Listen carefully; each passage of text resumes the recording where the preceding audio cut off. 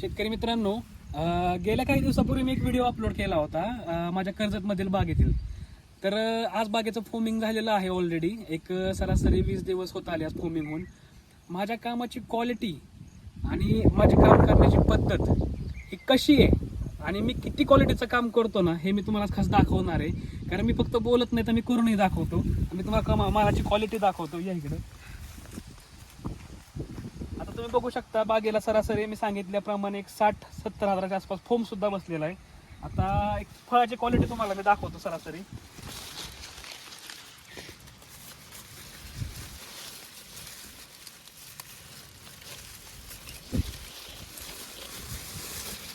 तुम्ही बघू शकता,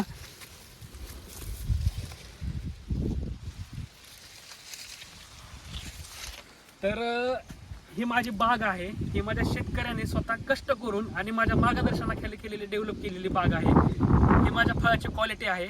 मी जास्त काही तुम्हाला बोलणार नाहीये.